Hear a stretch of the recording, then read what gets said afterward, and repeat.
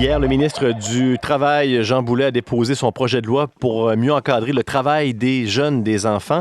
Le texte de loi qui détermine l'âge minimal à 14 ans et avec des limites pour le maximum d'heures, notamment lorsqu'il y a de l'école. Et aussi, on va aller faire un tour tout de suite pour commencer cette chronique sur le chemin Roxham qui a été fermé durant le week-end. Un beau menu du mercredi avec Frédéric Bérard, avocat, docteur en droit, politicologue et notre chroniqueur maison. Bonjour Frédéric. Bonjour Frédéric. C'est pas la première fois qu'on parle du chemin Roxham dans cette chronique avec différents angles légaux et l'impact sur la société. Est-ce qu'on peut dire que les pressions politiques ont fait changer les choses, mais à quel prix pour le chemin Roxham? Oui, non, c'est certain que tout ceci est politique. Je pense que Justin Trudeau voyait ses appuis descendre tranquillement au Canada, particulièrement au Québec. Je pense qu'il a voulu essayer de colmater cette brèche-là et faire plaisir, passe-moi l'expression, à François Legault. Ce qu'on a appris, par contre, c'est qu'il y avait déjà une entente en place sur la fermeture de Roxham depuis 1 an avec Washington. On attendait la visite de Joe Biden pour pouvoir l'annoncer. Donc, est-ce que tout ceci est politique? Moi, je crois que oui, et où ça devient problématique. Parfois, le politique, c'est bien, mais parfois, le politique n'est pas la seule avenue possible dans l'optique où le Canada se retrouve actuellement en contravention de ses obligations internationales. On sait que le Canada n'a pas le droit de refouler à la frontière des réfugiés. Et là, on sait très bien qu'en fermant Roxham, on ne fait que déplacer essentiellement le problème de place. Pourquoi? Il y a déjà des gens, moi, qui m'ont dit, des élus à Ottawa, qui sont en contact avec des passeurs, qui leur ont dit très clairement, nous, on attend la fermeture de Roxham.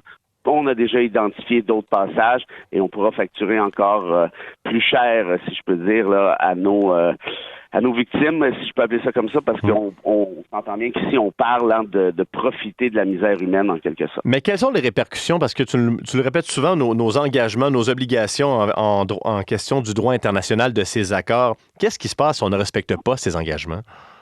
En fait, ça, c'est toujours la question en droit international. S'il y a violation des obligations, qu'est-ce qui se passe? La réponse, c'est bien souvent rien ou pas grand-chose.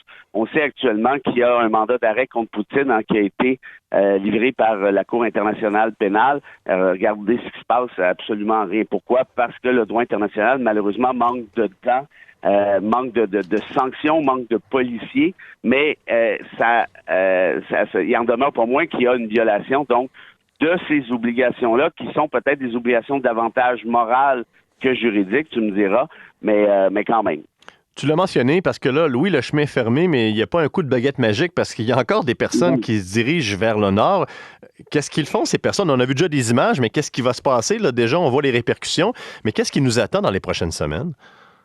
Pour moi, là, c'est assez évident que ces gens-là, on parle de misère humaine ici, il ne faut pas l'oublier. Il ne faudrait pas voir les réfugiés comme étant des simples chiffres, comme étant une donnée mathématique. On parle de vie humaine. Quand tu te réfugies, par définition, c'est que tu es donc tu fuis la guerre, tu fuis la persécution, tu fuis le réchauffement climatique et autres. Donc, qu'est-ce qui va se passer?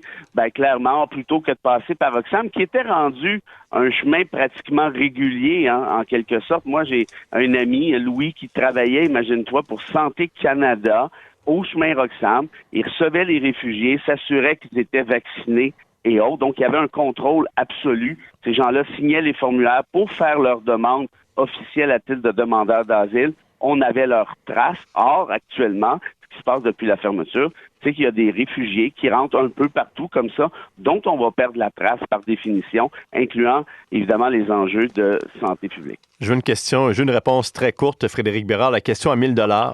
Est-ce que le chemin Roxham pourrait rouvrir avec les installations qu'on connaissait? Comme ça, les questions à 1000 piastres.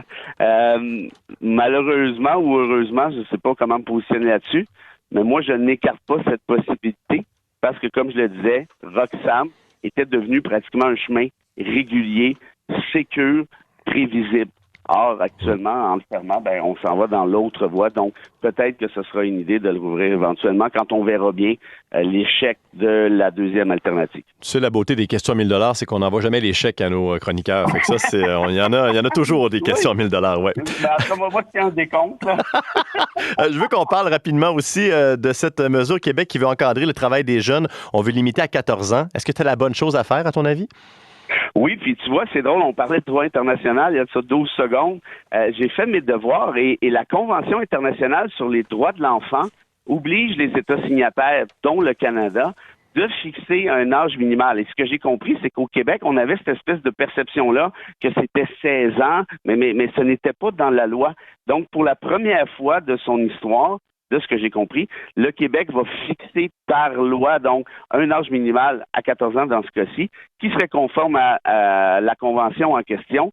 Moi, je pense que c'est une bonne chose parce qu'on le voit avec la pénurie de main-d'œuvre, là, très clairement, il y avait probablement des abus. Mais là, chacun a ses expériences personnelles, chacun a une opinion précise là-dessus, mais je pense qu'on devait effectivement fixer un âge de 14 ans à titre personnel. Je trouve ça pour le moins raisonnable. On fixe l'âge également, on veut mieux encadrer. Il y a une limite de 17 heures maximum par semaine lors de l'année scolaire. Est-ce que c'est vraiment le rôle du gouvernement comme ça de mettre des balises claires pour que les employeurs puissent naviguer dans tout ça?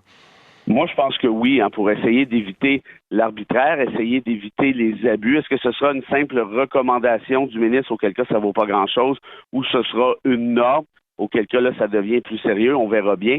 Mais ici encore, tu vois, ça va peut-être t'intéresser. Dans cette même convention-là, sur le droit des enfants, il est prévu, et je cite pratiquement, qu'un enfant a le droit d'être un enfant. C'est-à-dire qu'un enfant a le droit au loisir. Donc, il s'agira de concilier un et l'autre à travers cette nouvelle mouture normative. Bien hâte de voir qu'est-ce que ça va donner. Frédéric Bérard, toujours un plaisir. On se reparle mercredi prochain. Avec grand plaisir. Bye-bye.